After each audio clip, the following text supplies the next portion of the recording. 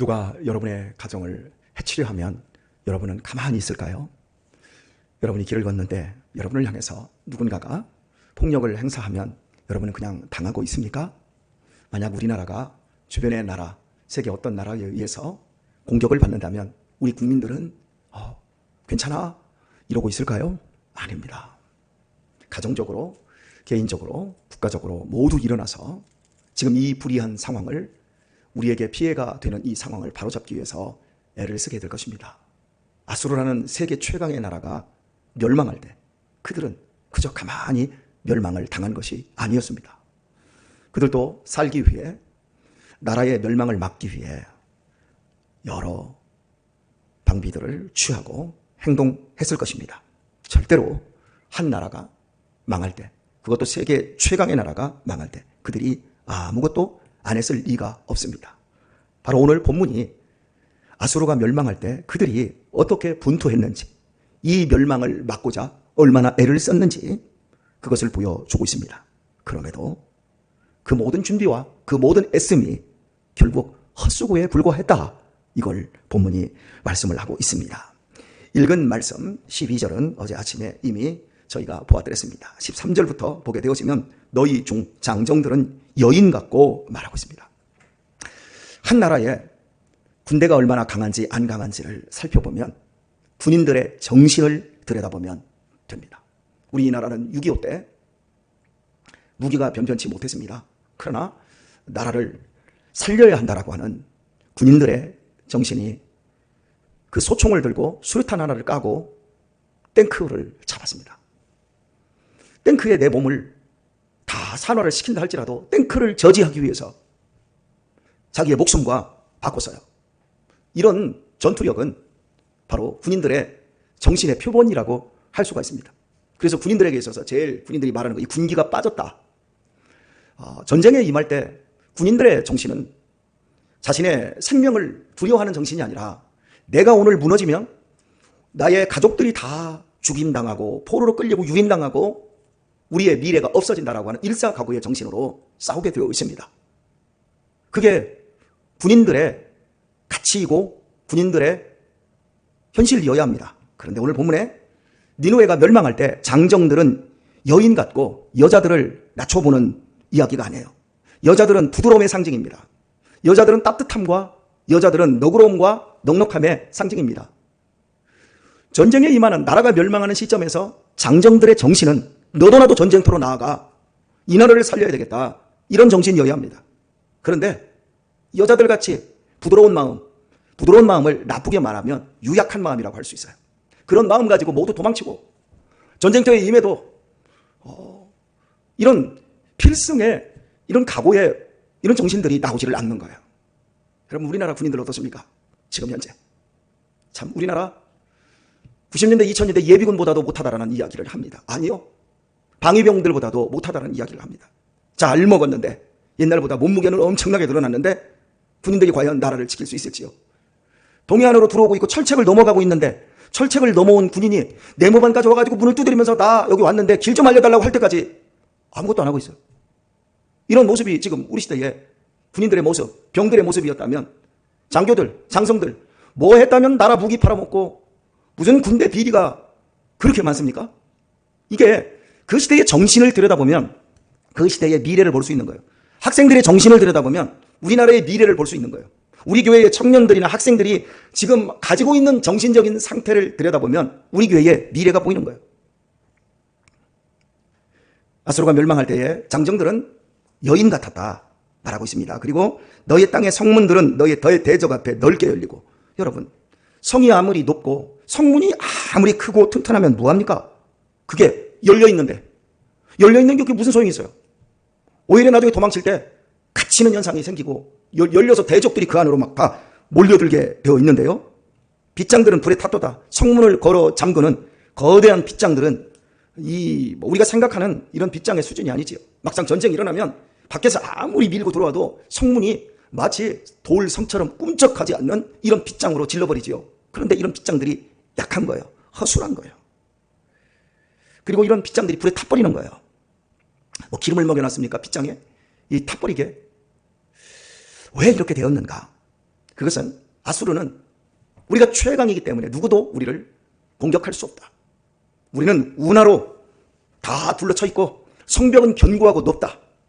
그리고 우리 주변의 나라 구스와 붓, 애굽 이런 나라들과 철저히 동맹관계가 맺어져 있고 저 멀리에서부터 만약에 적들이 쳐들어온다 그러면 이런 주변 나라들이 먼저 전쟁을 하기 때문에 우리나라는 안전하다. 이런 안일한 이 정신들, 돈 많은 사람들 가정, 돈 많은 집의 자녀들이 보통 이런 정신을 갖지요. 아버지가 수십억에 수백억의 재산을 가지고 있고 어려서부터 고생 한 번 안 해보고 뭐 소고기는 마트에서 나오는 줄 알지요. 소고기를 돼지고기를 제품으로 알아요. 보신탕은 어떻게 저런 인간들 보신탕을 먹어? 아이, 목사들이 보신탕을 제일 좋아한다며. 인간들도 아니야? 그런데 돼지 잡는 데 가봤냔 말이에요. 소 잡는 데 가봤냔 말이에요. 돼지하고 소하고 잡을 때 보면 소 눈망울, 입담에서 눈망울에 눈물 뚝뚝 떨어지는 거 그거 보면 소고기는 제품이 아니구나. 소고기는 소구나 이걸 알죠. 근데 몰라요. 불편한 것을 우리 시대의 사람들은 불편한 것을 못 봐요. 그리고 제품으로 나와 있어요. 그리고 의례 우아하고 고급하게만 사는 줄 알죠. 그러니까 자기 앞가림 하나 하지 못하는 우리 시대의 젊은이들이 그리 많다는 것. 참 이게 불행이라고 할 수 있죠. 이게 바로 아수르의 정신이 만들어낸 비극이라고 할 수 있겠습니다.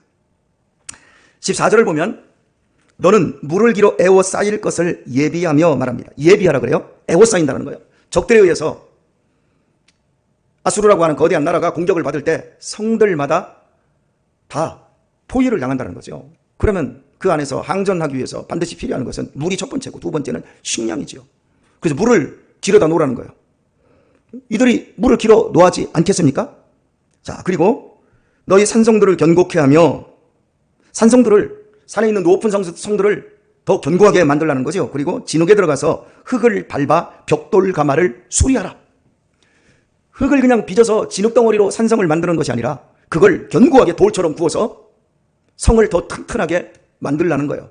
이 얘기가 지금 뭐냐면 아수르가 멸망할 때 그들이 성을 방비하고 성에 무너진 것을 보수했고 그리고 성을 진흙성이 아닌 더 튼튼하게 불가마에서 구운 이 벽돌을 가지고 성을 튼튼하게 방비했다라는 거예요. 이렇게 그들도 나름대로 잘 준비했음을 이야기를 하고 있습니다. 그런데 15절을 보면 그들이 그렇게 열심히 했는데 거기서 불이 너를 삼키며 아무짝에도 쓸모없는 거죠. 불이 삼키는 거 여러분 보셨나요? 우리 홍복석 집사님이 지금 한국에 들어와 있지만 어디서 집에 불을 질러서요. 홍복석 집사님이 부지깽이 가지고 부엌에다가 불을 이제 아궁에 불을 떼지 않습니까? 이모님께서 저녁밥을 하시다가 잠깐 밖에 나갔다는 사이에 부지깽이 가지고 부지깽이에게 이날 불이 붙잖아요. 그걸 갖다 나무 강령에다 찔렀어요. 나무 강령이라고 하면 아시는 분들 다 아시죠? 나무 쌓아놓은 부엌에 한 부탱이 나무에다가 그거 찔르면 거기에 그런데 이게 볏짚이 쌓여있는데 그 찔르면 어떻게 되죠? 불이 붙은 거죠. 불이 붙어서 부엌을 확 태우고 천장으로 올라가서 지붕을 막 태우는데 막 이모부가 지붕을 막 여러분 스레트 지붕인데 신발 신고를 못 올라가죠. 그 발이 막 뜨근뜨근한데 올라가서 이 양철 지붕이에요. 양철 지붕을 걷어내야 그 안에 물을 바켓으로 집어넣을 수 있잖아요. 여러분 저는 지금도 생각하면 그 장면이 이렇게 익혀지잖아요. 사다리 타고 올라가가지고 신발을 고무신을 막 집어 던져버리더라고요. 그러더니 그 위에 얼마나 그랬으면 뜨거울 거예요. 그 뜨거운지도 모르셨던 것 같아요. 그냥 올라가서 양철판을 갖다가 빠르로 막 다 뜯어내시면서 거기다 막 물을 붓더라고요. 그래서 밑에서부터 계속 물을 막 붓어서 결국에는 집이 이제 지붕에 반절 정도가 타버렸어요. 그런가 하면 그 옆집이 어린 시절 때 초가집이 불이 나서 한 채가 다 전소하는 거 봤어요. 여러분 아무리 내가 잘 만들었어도 불이라고 하는 것은 다 삼켜버려요. 너희들이 벽돌을 만들고 너희들이 성벽 이것은 지금 우리 인생에 내가 인생을 살아가는데 나를 튼튼하게 만드는 것 나를 튼튼하게 만드는 것은 하나님이셔야 합니다. 하나님 외에는 우리를 지키시는 자가 없어요. 그런데 하나님을 떠난 인간들이 결국에 세상의 돈, 세상의 지식, 세상의 연금 시스템, 세상의 보험 시스템 내가 그리고 적금 막 개씩 들어놓고 저기에도 땅 사놓고 저기에도 주식 사놓고 이런 모든 것들이 나의 방비라고 생각하는 거예요. 그런데 그것이 나중에 불타는 날이 오면 그것이 무너지는 날이 오면 마치 모든 것이 불타서 잿더미만 남는 것처럼 인생에서 아무것도 남는 것이 없다라고 하는 걸 지금 이야기를 하고 있는 거예요. 너 한번 열심히 한번 해봐. 너희가 해볼 수 있는 거 한번 다 해봐. 포위될 상황을 위해 불을 저장해봐. 벽돌 가마 가지고 벽돌 가마 수리하고 그래서 벽돌을 수백 장, 수천 장, 수만 장 찍어내서 그거 가지고 너희 한번 방비 한번 해봐. 그런데 너희가 쌓은 그 안에서 불이 나올 거야. 우리 인생을 멸망케 하고 우리 인생을 불행케 하는 게 뭔지 아세요? 내가 믿고 내가 쌓아온 그것 때문에 내 인생이 불처럼 삼켜지는 인생들이 많다는 거예요. 그렇지 않습니까? 돈이 있는 집, 그 돈에서 불이 나와서 자식들의 정신을 살라고 그래요. 우리 집은 막 가난한데요. 웃기지 마세요. 우리 시대는 세종대왕보다 더 부자요. 우리 다 부자로 살아요. 여러분 쌀걱정합니까? 세종대왕은 쌀걱정했어요. 우리 그런 걱정 안 해요. 우리 부자로 살아요. 우리의 하나님을 빼놓은 부자라고 하는 그 정신 속에서 불이 나와서 우리의 자녀들과 우리 손주들의 정신을 살라버리고, 그래서 장정이 장정 같아야 되고 여인이 여인 같아야 되는데 여인은 다 장정같이 무섭게 생겼고 장정들은 다 유약해서 나라도 못 지키게 생겼고, 이게 우리들 속에서 나오는 거예요. 불이 너를 삼키며 칼이 너를 베기를 늦에 먹는 것 같이 하리라 말합니다. 여기서 늦은 뭐 똑같이 뒤에 이제 메뚜기가 나오는데, 메뚜기과에 이런 우리나라에서는 볼 수 없는 이런 그 메뚜기과의 이건 생물인데요. 이 늦을 영어 성경에는 카타 이렇게 번역을 해놨더라고요. 여러분 카타가 뭐죠? 칼 중에서 제일 잘 되는 게 카타칼이에요. 그죠? 카타칼은 정말 무섭습니다. 여러분 카타칼 가지고는 종이나 탁 자르고 이거 장판 같은 거 할 때 그런 거 자르고, 이렇게 나무 작업할 때 MDF 같은 거 탁 잘라서 툭툭 꺾고 이렇게 이런 거에 써야 되는데 이걸 사람에게 그으면 안 되거든요. 저는 예전에 학교에서 그 애들이 이렇게 막 칼로 여기를 딱 그었는데 이 위에서부터 이렇게 그어가지고 그 눈 그래도 이게 수정체는 안 다치고 겨우 이렇게 딱 피해갔어요. 이만큼이 딱 벌어져가지고 병원에 그때 신방 갔을 때 기가 막힙니다. 어떻게 이런 카타칼을 가지고 여자아이가 여자의 얼굴을 그을 수 있는가? 꼴보기 싫으니까 그었다는 거예요. 이 무서운 사실. 그런데 이게 그었던 애의 부모님이 그 학교에서 돈이 제일 많은 부모예요. 신문사까지 싹 매수해가지고 이런 것들이 전혀 학교 밖으로 새어나가지 않는 이런 비정한 것들. 그리고 그 부모가 너무나 속상해서 이제 막. 근데 지금 이제 시간이 지났는데 이 칼자국이 하나도 없이 성형수술하고, 참 성형수술은 그런 데 하는 거예요. 멀쩡한 걸 이렇게 하는 것보다는 이럴 때 성형수술이 사실은 필요한 거예요. 근데 우리 권사님들 눈 다 뒤집어서 다 이뻐요, 여러분. 일을 너무 열심히 잘하니까. 일을 안 하고 그냥 까서 뒤집고 위에서 올리고 땡기고 밑으로 들리고 벌리기만 하면, 그런데 우리의 마음이 이뻐야 되고, 우리가 좀이라도 눈을 째서 위로 올리는 건 믿음으로 더 잘 봐서 더 충성하려고 올린 거죠. 왜 웃으세요? 그렇잖아요. 여기 까놓고 와가지고 하나같이 목사님도 까세요. 목사님 눈이 밑으로 너무 쳐졌잖아요. 잘 안 보이잖아요. 아니 나 잘 보여요 아직은. 염려하지 마세요. 눈이 조금 좀 짓물르긴 해도 아직은 아니에요. 여러분 우리의 인생에서 가장 중요한 본질은 우리의 정신이어야 돼요. 늦이 다 파먹어버리는 거예요. 우리 수양관에 어제 뭐 잠깐 일이 있어서 수양관에서 좀 일을 좀 하는데요. 이민자 권사님이 밖에 그 등나무 아래서 그 바로 옆쪽에 나무들을 몇 그루 심었잖아요. 과실수를. 나무가 두 나무가 이파리가 하나도 없더라고요. 그래서 말라 죽었나 보다 그랬는데, 이민자 권사님이 저 밑에 가면 어떤 벌레가 똥을 싸놨는데 그 나무님의 이파리를, 여러분 지금 이파리가 얼마나 무성할 때요? 나뭇잎 이파리가 하나도 없어요. 파란색 이파리가 하나도 없어요. 벌레가 다 파먹어버린 거예요. 여기 카타라고 번역할 수 있는 이런 벌레가 나무 한 그루를 딱 올라가니까 그냥 아작이 나버린 거예요. 우리의 인생에서 아수르의 정신 같은 그런 삶을 살면 우리에게 좋은 것들은 이렇게 다 늦에 의해서 파먹히는 거예요.